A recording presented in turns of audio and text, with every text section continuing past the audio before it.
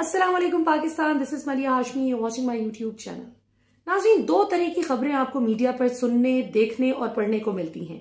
एक वो खबरें होती हैं जो पाकिस्तानी अवाम को इन्फॉर्म करने के लिए, उन तक कोई मालूमात पहुंचाने के लिए चलाई जाती हैं, जबकि दूसरी तरफ वो खबरें होती हैं, वो जुबानी खबरें जो आम अवाम को तो समझ नहीं आती, लेकिन उन खबरों को चलाने, चलवाने और छपवाने का असल मकसद ये होता है कि ताकतवर हलकों में जो ग्रुप्स मौजूद हैं, जो आपस में चोंचे लड़ाते हैं, वो एक दूसरे के साथ स्कोर सेटल कर सकें। अभी लेटली आपने देखा कि अरशद शरीफ साहब का बेईमाना कत्ल हो, इमरान खान साहब पर कातिलाना हमला हो, आजम स्वाति केस हो या कोई भी मामला हो, लेटली आपने देखा कि एक ग्रुप दूसरे को एक्सपोज कर रहा है, दूसरा पहले को कर रहा है। कोई किसी के टैक्स मामलात निकाल के ले आया जो उसको पिछले 2-3 साल में बिल्कुल याद नहीं आया कि वो इस पे बात भी करें, लेकिन अचानक से जब खुद पर कत्ल की मंसूबाबंदी का इल्जाम लगा तो दूसरी तरफ उस ग्रुप को उनके जो टैक्स मामलात जिन पर आंखें बंद कर रखी थी पहले ग्रुप ने, वो फौरी तौर पर चलाकर ब्लैकमेल करने की कोशिश की गई। वहीं दूसरे ग्रुप ने पहले की कारस्तानी पकड़ ली। सो ये एक दूसरे की सारी चीजों से वाकिफ होते हैं। पाकिस्तानी अवाम बेचारी बहुत सीधी है, भोली भाली है, वो बहस करते रहते हैं, लोग आपस में लड़ाइयां भी करते हैं, लेकिन आखिर में लड़ झगड़ कर इनके मफादात भी एक, इनका खाना पीना भी एक, इनकी सारी जो प्रायोरिटीज हैं वो अपने वेस्टेड इंटरेस्ट के इर्द गिर्द घूमती हैं। ज्यादातर की, बहुत कम लोग ऐसे होते हैं जो पाकिस्तान का सोचें। तो बात करते हैं जी, अभी रात के इस पहर जो एक बहुत बड़ी डेवलपमेंट हुई। एक तरफ ख्वाजा आसिफ साहब ने 11:23 पर ट्वीट किया कि आर्मी चीफ की तकर्री के हवाले से कोई समरी प्राइम मिनिस्टर ऑफिस को मौसूल नहीं हुई। इंशाल्लाह प्राइम मिनिस्टर ऑफिस को मुकर्ररा वक्त पर ही समरी भेजी जाएगी। जबकि दूसरी तरफ DGISPR की जानिब से 12:15 बजे आज रात को ट्वीट कर दिया गया पाकिस्तानी टाइम के मुताबिक कि 12:14 पर कि जी मिनिस्ट्री ऑफ डिफेंस को समरी भेज दी गई है आर्मी चीफ की तकर्री के हवाले से, और इसमें 6 नाम शामिल किए गए हैं। अब ये बात बहुत इंपॉर्टेंट है, वही ना कि ये मेरे और आपके इंटरेस्ट की बात नहीं है कि नाम 4 गए हैं या 6, लेकिन चूंकि एक दूसरे को मैसेजेस पहुंचाने होते हैं तो DGISPR की जानिब से भी कहा गया कि 6 नाम इसमें शामिल किए गए हैं। और जो जनाब हैं जो इनकार कर रहे थे, जो तरदीद कर रहे थे, वो भी मुझे आपको नहीं बता रहे थे कि समरी मौसूल नहीं हुई प्राइम मिनिस्टर ऑफिस को, वो भी किसी और को पैगाम दे रहे थे। सो आज शहबाज शरीफ और जरदारी की मुलाकात हुई, जिसमें अपेरेंटली ये कहा गया कि जी शहबाज शरीफ की अयादत करने के लिए गए हैं जरदारी, यानी कोविड की अयादत करने के लिए मैंने पहली दफा किसी को जाते हुए देखा है। लोग अदरवाइज अवॉइड करते हैं और कहते हैं कि जरा अच्छी तरह से एक शख्स रिकवर कर जाए, उसके बाद फिर हम आराम से मिलेंगे। लेकिन असल में कोविड की फिक्र नहीं थी। असल में जो जराये के मुताबिक इनकी डिस्कशन हुई है, जो हम तक खबरें पहुंच रही हैं, वो ये है कि जरदारी साहब ने शहबाज शरीफ को समझाया कि देखो तुम लोगों ने आसिम मुनीर की रट पकड़ ली है। तो उन्होंने कहा होगा जी मेरी तो नहीं, भाईजान की जिद है, मैं तो कहता हूं कि जो जिस तरह से भी इदारा कहता है। तो इस पे जरदारी साहब ने समझाया कि देखो अगर आप लोग आसिम मुनीर को नवाज शरीफ की चॉइस को मलहूज़े खातिर रखते हुए अगर आप उनका नाम भेजते हैं प्रायोरिटी पर नंबर 1 पे करके, और अगर आप इस बात पर जिद बनाई रखते हैं कि हमने आसिम मुनीर को ही लगाना है, तो इस पे बहुत इजीली टेक्निकल ग्राउंड्स पर सदर पाकिस्तान डॉक्टर आरिफ अलवी इसको रिजेक्ट कर सकते हैं और मामला खटाई में पड़ सकता है। मसला हमारा क्या है? हमें 2 मकासद चाहिए इस तकर्री से। नंबर 1, ऐसा शख्स आए जो ऐसा सुप्रीम NRO दे कि ये जो NRO 2 हमें मिला है अभी 1100 अरब रुपए की करप्शन और चोरी पे कोई सवाल नहीं कर रहा। पापड़ वाला, फालूदे वाला, मकसूद चपड़ासी, जितने भी कैरेक्टर्स आए और उनके जरिए जो भी 2 नंबरी की गई, आज एक एक करके वो तमाम केसेस बंद कर दिए गए हैं। और इसहाक डार का भी आज आमदन से जायद असासाजात का केस बंद कर दिया गया है वंस एंड फॉर ऑल। सो इनका पहला मकसद तो ये है कि ऐसा आर्मी चीफ आए जो हमारा बंदा हो और आकर हमारे मफादात को प्रोटेक्ट करे, मुल्क को मत सोचे मुल्क जाए भाड़ में इनकी बला से। दूसरा मकसद इनका यह है कि ऐसा शख्स आना चाहिए जो इमरान खान को वो सबक सिखा सके जो मौजूदा आर्मी लीडरशिप नहीं सिखा सकी, जो बाजवा साहब पे ज़ाहिर है पाकिस्तानी अवाम बहुत ज़्यादा नाराज़ थी कि आपने रिजीम चेंज क्यों होने दी। और दूसरा ये कि ये जो हमले हुए और जिस तरह से अरशद शरीफ का बेईमाना कत्ल हुआ, जिस तरह से उनको छोड़ के जाना पड़ा पाकिस्तान, धमकियां मिलती रहीं, तो बहुत से लोग इस पर नाराज हैं कि अगर इसमें डायरेक्टली हमारी एजेंसीज इन्वॉल्व नहीं भी हैं तो कम अज कम वो उन लोगों को पकड़ सकती थी जो ये करवा रहे हैं। तो बहुत से इसमें लोगों के शुकूक व शुबहात हैं, रिजर्वेशंस हैं, और यही इनको चाहिए कि ये शुकूक व शुबहात, रिजर्वेशंस बढ़े और अवाम में और फौज में ये जो खलीज है इसको अगला आर्मी चीफ जो भी आए वो इतना बढ़ा दे कि लोग भूल जाएं कि कभी उनको फौज से मोहब्बत भी थी, लोग भूल जाएं कि वो पाकिस्तान की फौज को देखकर इधर फौजी नजर आया और छोटे बच्चे से लेकर बुजुर्ग तक, नौजवान, खवातीन सब सल्यूट किया करते थे, लोग उस वक्त को भूल जाएं। तो ये इनका असल मकसद है।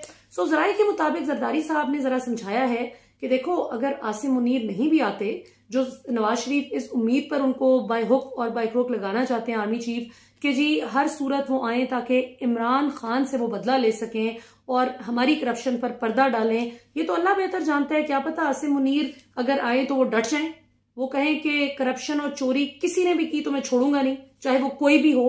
क्या पता वो कहें कि असल में न्यूट्रल होना क्या होता है, मैं आपको बताता हूं कि सही के साथ खड़े होंगे और गलत के खिलाफ खड़े होंगे, चाहे कोई भी सियासी जमात पे रगड़ा खाए। हो सकता है ये हो जाए, लेकिन नवाज शरीफ को इससे बरक्स उम्मीद है आसिम मुनीर साहब से, इसलिए वो इस तरह की जाहिर जोर डाल रहे थे कि इन्हीं को आना चाहिए।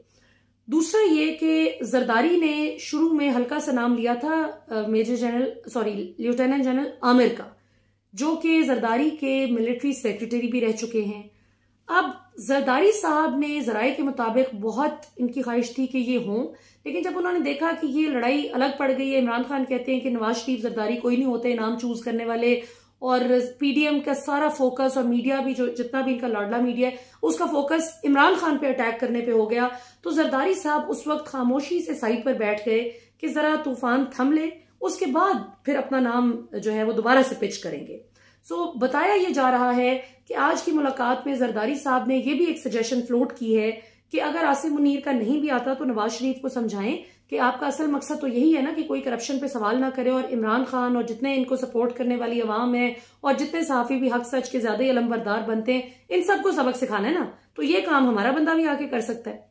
अब ये भी कोई कहने वाली बात नहीं है, अगरचे आदिल राजा जो कि रिटायर्ड मेजर है, फौज से इनका ताल्लुक रहा है, उन्होंने अभी अपने एक वीलॉग में बताया है कि अगर ये आमिर आ गए, जो जरदारी जिनका नाम प्रपोज कर रहे हैं, तो मैं तो इनका नाम भी नहीं लेना चाहता, ये ऐसे कर देगा, आप अभी के लोगों को भूल जाएंगे फैसल नसीर क्या था, फलां शख्स क्या था, ये जो मौजूदा आर्मी लीडरशिप है इनसे जो शिकवे हैं अवाम को, ये तो आप भूल जाए। वो जो कुछ करेगा वो आप तस्वर भी नहीं कर सकते कि वो ऐसे उल्टा लटका देगा सबको, ऐसे करेगा वैसे करेगा।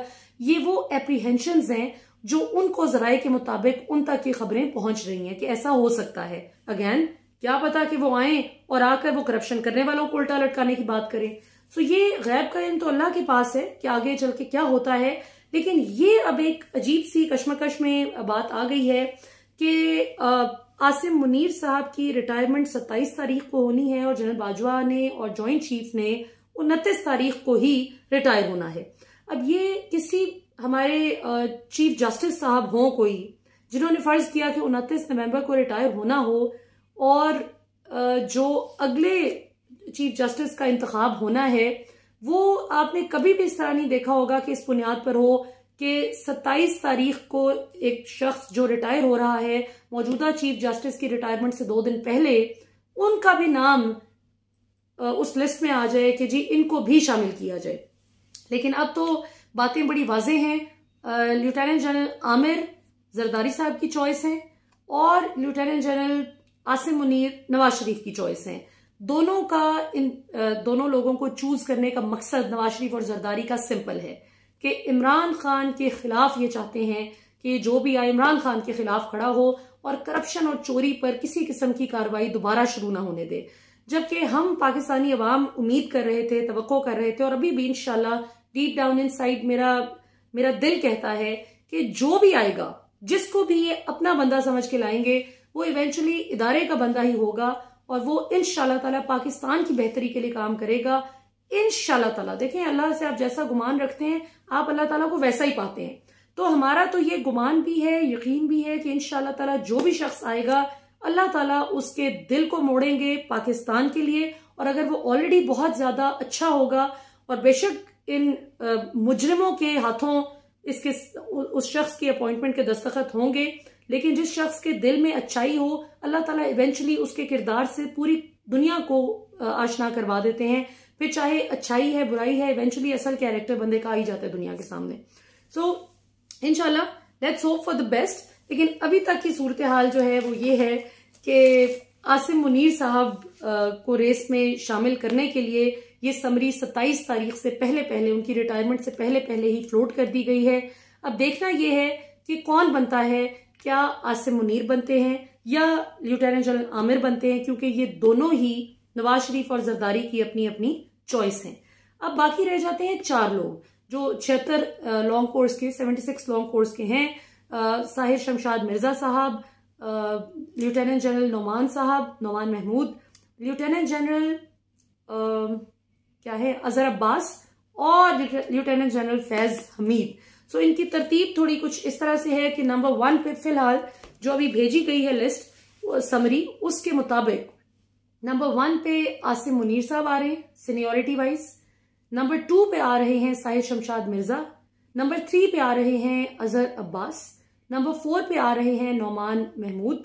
नंबर 5 पे आ रहे हैं फैज हमीद और नंबर 6 पे आ रहे हैं आमिर। अब देखना यह है कि इनमें से कौन किसके नाम का कुरा निकलता है, लेकिन जिसका भी निकले अल्लाह करे कि वो पाकिस्तान के हक में बेहतरीन हो। चाहे ये बदनीयत लोग उन्हें अपनी बदनीयती के जोर पर ही लेकर आए, जिसको भी लाएं, लेकिन अल्लाह करे कि वो शख्स बहुत नेक नियति के साथ पाकिस्तान की खिदमत करे और पाकिस्तान की अवाम और फौज में जो एक खलीज आ गई है, जो मुल्क में थियोस है, जिस तरह से मेजर आदिल राजा ही बता रहे थे कि इमरान खान पर दोबारा से एक इवन मोर डेंजरस अटैक करने के लिए जो प्लान कर लिया गया है और उसके लिए बलोच दहशतगर्द बुलाए हैं। बकौल आदिल राजा साहब के डर्टी हैरी ने अब बलोच दहशतगर्दों से रब्ता किया है, एक प्रॉपर ग्रुप है। तो अल्लाह करे कि ये सब इसमें नेस्तो नाबूद हों, नाकाम हों, जिस तरह पहले अल्लाह ताला ने इनको नाकाम किया। अल्लाह ताला इस बार बगैर किसी नुकसान के इन बुरा चाहने वालों को, जो भी बुरा चाह रहा है, अल्लाह ताला उनको नेस्तो नाबूद करें, पाकिस्तान को हमेशा शाद आबाद रखें, आमीन। सो नाज़रीन अभी तक के लिए इतना ही। कल देखते हैं कि क्या डेवलपमेंट होती है। थर्सडे को यानी परसों सुबह 9 बजे शहबाज शरीफ ने एक हंगामी इजलास बुला रखा है काबीना का, जो वो टर्की रवाना होने से पहले करेंगे। मुझे तो समझ नहीं आती कि जो मुल्क अल्लाह माफ करे इस कदर दिवालिया होने के करीब पहुंच चुका है, उसका वजीर आजम क्या करता फिर रहा है, कभी टर्की, कभी मिस्र, कभी लंदन, और वो भी पाकिस्तानी अवाम के टैक्स के पैसों पे। उसको तो पाकिस्तान बैठ के सर जोड़ लेना चाहिए मईशत के माहिरीन के साथ कि आप बताएं कि हमारे पास क्या हल है इस मसले का। लेकिन आफरीन है इन पर कि हराम है कभी पाकिस्तान के बारे में अच्छा सोच लें या पाकिस्तान के लिए कुछ अच्छा कर दे, सवाल ही पैदा नहीं होता। अगर कुछ अच्छा करेंगे भी तो 2 रुपए का फायदा पाकिस्तान को और 2 करोड़ का खुद को, इसके अलावा ये कभी अच्छा भी नहीं कर सकते। सो लेट्स सी क्या होता है नाज़रीन। अभी तक के लिए इतना ही। पाकिस्तान हमेशा जिंदाबाद।